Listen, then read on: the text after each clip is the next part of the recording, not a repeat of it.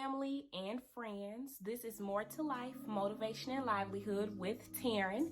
And today I just wanted to get on here and do a casual video for you guys, just reflecting on my experience and how I've been feeling every day since my mommy has passed away. My mommy passed away on July 10th, 2020, 12:04 midnight. And that's her official death date. And I've described my experience to some people so far as kind of like a roller coaster. So, you know how you're on a roller coaster, if you ever been on one, you're going up, up, up, up, up, kind of like that first hill all the way up, and then you get to the top of it, and then it just forces you down. Well, July 11th, that next day, I just felt like I was being forced to continue on in life. It was almost, I just couldn't think about it. It was hard for me to process, like, okay, really? I guess just me getting it through my mind, through my head that she's gone, she's no longer here. And I just got to keep doing this thing. And, you know, it really sucks because, I mean, granted, some families and some people can prepare to start grieving, you know, their loved ones, but it wasn't really, I didn't really prepare for it. My dad and my brother, we didn't really prepare for it. We knew my mom had a bunch of like underlying medical issues that contributed to her passing away. However, it was just like, okay, wow. We were not prepared. I was not prepared to start this process at all. It's like you get thrown into it. It's just like, okay, boom, here's your new life. And now you got to deal with your loved one being gone and cope with it.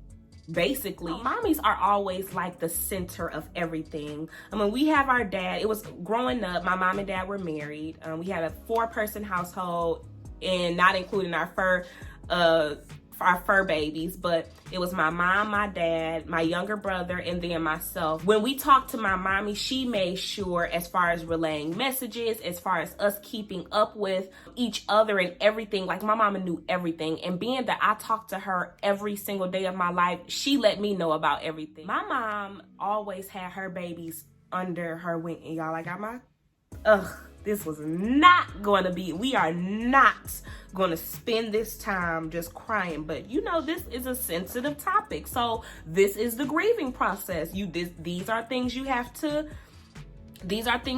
deal with. But my mommy always had her babies right under her wing. Always. You are close to your mom or your dad, whomever you talk to, if you talk to them on a daily basis, imagine, or if you've already been through this, but if not, you can only imagine just talking to them. I mean, even within hours of them leaving this earth and passing away, talking to them and then not being able to talk to them again. That is mind blowing. I mean, it literally messes with your mind. Like, okay, I literally think to myself, like, I honestly thought, you know, me with my mommy being cremated and us being able to have like our necklaces with her ashes in it, her urn with her ashes in it, I thought that was just going to mend my heart. But y'all know, like, this is just something I have like in remembrance of my mommy, but actually trying to not replace her physically, but more so of my thought of me missing my mom. I thought that was going to kind of heal it, but it's not. Maybe over time it will, but just having her urn, it helps me to cope with it. But that pain, the pain that I feel on a daily basis, it's there, y'all, and it's not going anywhere no time soon. And that's not me just trying to speak that into existence. I know, just based on the simple fact of how close me and my mommy were, I am going to go through that, and I'm going to hurt every day. It's been 2 months already, and it's going so fast. I mean, August 10th, now it's past September 10th, and I'm just like, you know what, dang, my mommy is really gone. But you know what? This is the product of survival. This is the product. I am a product of it's possible. I am a product of if you are feeling down and out, okay, it's okay to cry, but you go ahead and you keep on going. I was able to release my YouTube channel even in the midst of my grieving. Doing things and keeping myself busy is what I enjoy most. Like, I have, wherever it is, my planner. Oh, it's right here. This is what I would use. I mean, even when Fur was alive, like, she knew. I'd be on the phone and she like, girl, what you doing? Filling out your planner? Because I just like to stay busy. And then even with going through this, I have to keep my mind going, because you want to know what? I'm going to think about my mommy every single day. It's natural. I literally think about her every single day. But my life and my life now beyond my mommy, I have to keep it going. I get thirsty when you talk so much. You just need some water. And y'all, this brand is actually really good. Ascendo. Now, don't y'all get me to trying to pronounce stuff. This right here is what I'm drinking. With my dad and my brother, it's hard, y'all. It's so hard. And then my daddy just celebrated his birthday on the 19th of September. And you know, it's just like surreal. I just cannot believe, I can't believe it. So when I went back to my hometown when my mommy passed, I had to get used to her not being at my childhood home. But then I came back to my own home in my college town where I went to school. And I'm like, well, the past 4 years, y'all, this is where I would talk to my mommy. So I'm like, okay, I have to bring her urn here, and I just have to get used to not talking to her physically. And you know what? I still talk to her. I talk to her spiritually. And so it makes me feel okay. It makes me feel okay just knowing that I can still open my mouth and say something to her, because I know she can hear me. But y'all, it hurts my heart, because every morning I would wake up with a message from my Furs, and she was always either shopping, you know, screenshotting something like, girl, look at this, and ooh, Fur, did you see this? So not having my messages from my mommy, it did something to me. It does something to me still. So I've had to find different ways and different things to do in the morning that just keeps my mind at ease, so I don't start off having a bad day. Just to give y'all some insight on how I talk to my mom. So I would wake up, our daily routine, you know, wake up, I would go into the bathroom and she would be on the phone, and I would do whatever I had to do in the bathroom, and I'd be like, okay, well, Fur, hold on real quick, let me just set you right here on the stand. And she like, okay. And after that, she just on the phone. She probably on Amazon. She loved TikTok. I got TikTok videos every day from her. So after I leave the bathroom, then we just talking, and she's showing me any and everything she done found, whether it was her some furniture, her outfit, telling me what she needed me to do when I came to town, anything.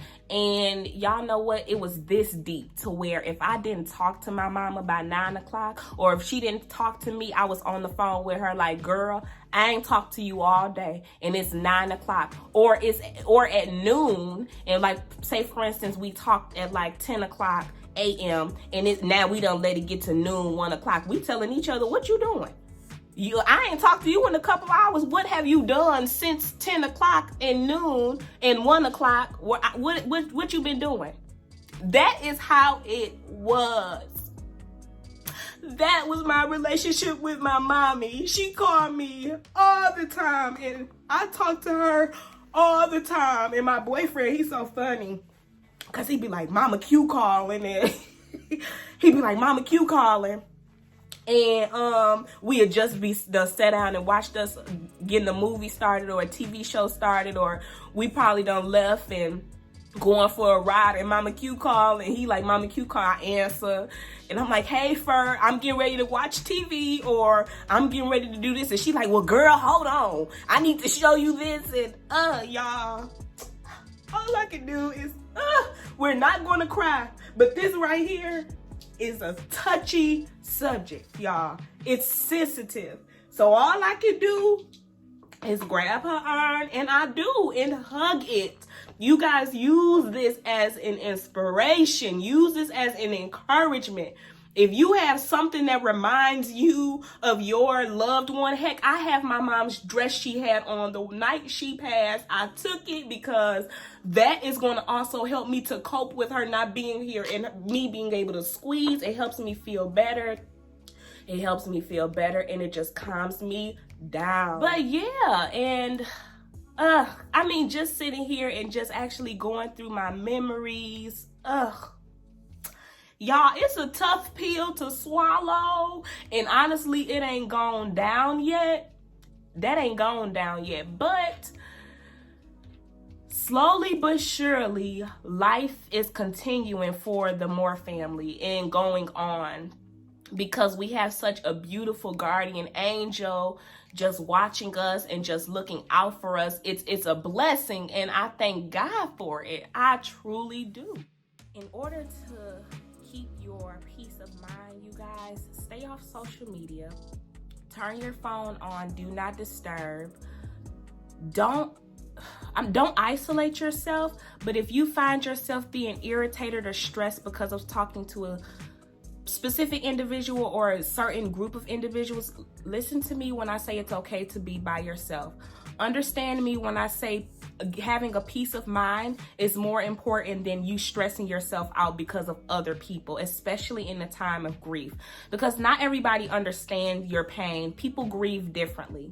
Everybody grieves differently, and many people may grieve about your loved one, but not in the same way that you do. So it's important for you to understand that in order to keep your mind at ease and your sanity at a level where you're able to. This is a motivational channel, and then my livelihood piece of it, I am incorporating my grieving process, because now that is a part of my livelihood. It's just what I have to deal with, and I have no issue with sharing it, because I feel like people do go through this every single day, and some people it's harder than others to manage it. So I am here to help you. Now, some of you may have noticed my Instagram, I made it full of butterflies, the butterfly emoji, and all things blue butterfly. And the reason I did that is because if you notice, my first has her butterfly right here on the top of her urn, and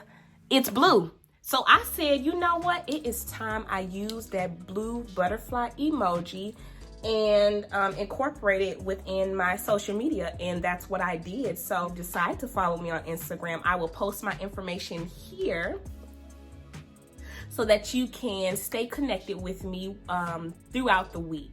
You guys know I appreciate you all so much for stopping by my channel, because you didn't have to, and visiting with me. And if you are a returning family member, you already know how we do. You know how we do it. And if you are looking to joining our family, go ahead and hit that subscribe button. It's that easy. And then you will then be a part of our MTL family, which is the More to Life family. Now, if you decide to subscribe to our channel, that just means you are making the commitment to build your own foundation of positivity in an effort to keep yourself motivated and encouraged. So you go ahead and try us out. Subscribe, and make sure you comment down below. Give this video a thumbs up. Come on now. And if you have subscribed, you might as well go ahead and inch that mouse over. They be like, I don't know, I ain't really good with centimeters, meters, and all that, but maybe like a couple inches over to hit that notification bell. Hit it so that you know anytime I post a new video, okay? And I appreciate all of you. Now, y'all know I can run my mouth because I think I already said that, but it's okay. I will be talking to you all in the next video. Bye.